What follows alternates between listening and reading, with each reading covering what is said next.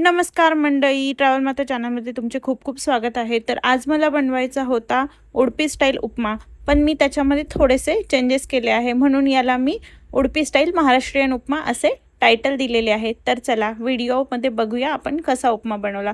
तर यासाठी साहित्य घेतलेले आहे: ताक, कढीपत्ता, कांदा, मिरची, टोमॅटो, त्यानंतर लसूण घेतलेला आहे, डाळ घेतलेली आहे मुगाची, तशी हरभऱ्याची डाळ वापरता, पण मी इथे मुगाची डाळ वापरणार आहे, कारण आत्ता माझे बाळ छोटे आहे 2-3 महिन्याचे, त्यामुळे.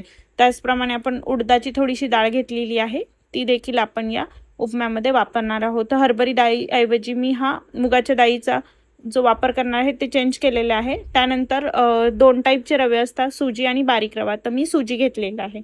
चला आपण उपमा बनवून घेऊया. आता मस्त इथे कढई गरम करत ठेवली आणि तूप टाकले कढईमध्ये. सुरुवातीला तूप टाकल्यानंतर ते थोडेसे आपल्याला गरम होऊ द्यायचे आहे आणि यामध्ये आपल्याला हा रवा जो आहे तो भाजून घ्यायचा आहे. रवा जो आहे तो तुपामध्ये भाजला आणि फोडणी जी आहे उपम्याला ती आपण तेलामध्ये केलेली आहे. तर मस्त गुलाबीसर रवा आपल्याला परतून घ्यायचा आहे. त्यानंतर इकडे कांदा कापून घेतला, टोमॅटो कापून घेतले आणि आपण दही पण वापरू शकता, पण आम्ही ताक वापरलं आहे. त्यानंतर आपल्याला मुगाची उडदाची डाळ जी आहे ती भिजत घालायची आहे. त्यानंतर हा कढीपत्ता धुवून घेतला आहे. तसं पावसाळा चालू आहे त्यामुळे कढीपत्ता धुण्याची गरज नाही, पण फवारणी वगैरे मारत असतो त्यामुळे धुवून घेतला आहे. इकडे रवा भाजणे चालू आहे. मस्तपैकी गुलाबीसर रंगात रवा खरपूस भाजून घ्यायचा आहे. छान असा खमंग सुगंध येतोय रव्याला. तर इथं छानपैकी माझा रवा आता भाजत आलेला आहे. त्यानंतर आपण हा रवा बाजूला काढून घेऊया आणि परत आपल्याला कढई तापत ठेवायची आहे व त्यामध्ये तेल टाकायचे आहे. तेल गरम झाल्यावर जिरे टाकले. जिरे कडकडल्यावर आपल्याला त्यामध्ये आता आपल्याला लसूण टाकायचं आहे. बारीक लसणाच्या पाकळ्या ज्या आहेत ते चिरून घेतल्या आहेत. त्यानंतर आपण शेंगदाणे टाकूया. साहित्यामध्ये शेंगदाणे सांगायचे राहिले होते, पण शेंगदाणे देखील आपल्याला टाकायचे आहे. त्यानंतर आपण हे सगळं व्यवस्थित मिक्स करून घेऊया. व्यवस्थित शेंगदाणे जे आहे ते तेलामध्ये आपल्याला परतून घ्यायचे आहेत. शेंगदाणे गुलाबीसर परतून घ्यायचे आहे. शेंगदाणे जळणार नाही याची काळजी घ्यायची, त्यामुळे गॅस आपण मंदच ठेवला आहे.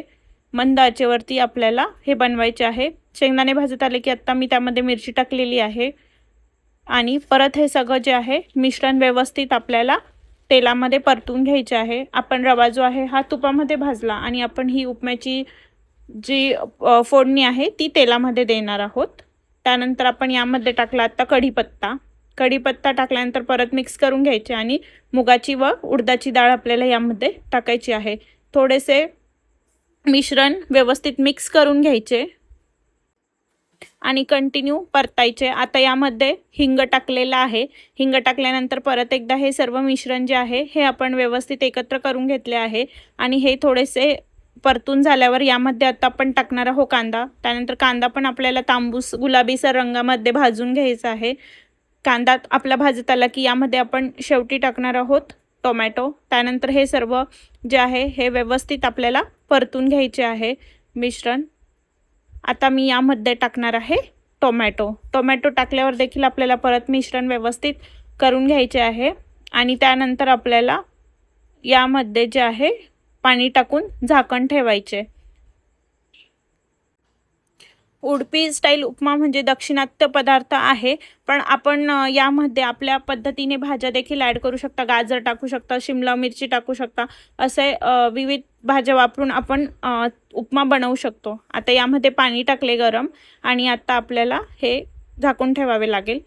कोथिंबीर देखील काढून घेतली आहे. आता आपण कोथिंबीर बारीक चिरून घेऊया. आता मीठ टाकले पाण्यामध्ये आणि त्यानंतर आता आपण यामध्ये आपला रवा टाकणार आहोत. रवा टाकल्यावरती रव्याला घट्टपणा येईल.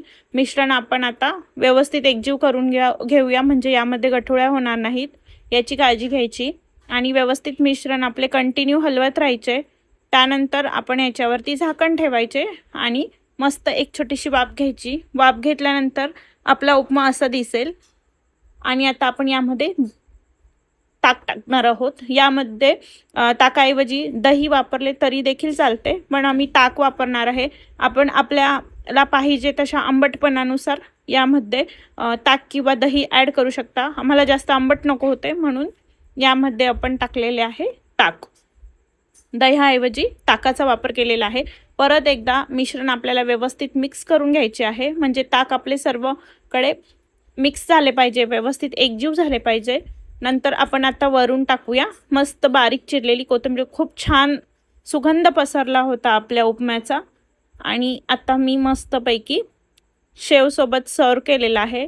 लिंबू, त्याच्यानंतर ताजे ताजे लिंबू आणि उपमा घेतलेला आहे आणि खाल्ल्यावर खूप जास्त टेस्टी असा हा उपमा आपला बनलेला होता। तुम्ही देखील हा उपमा नक्की ट्राय करून बघा, तुम्हाला देखील ही रेसिपी आवडेल। त्यानंतर आता थोडे आम्ही बाहेर जाणार आहोत, साड्या वगैरे बघण्यासाठी जायचे आहे। मालेगावमध्ये तुम्ही साडी खरेदी कुठून करता कमेंटमध्ये नक्की सांगा।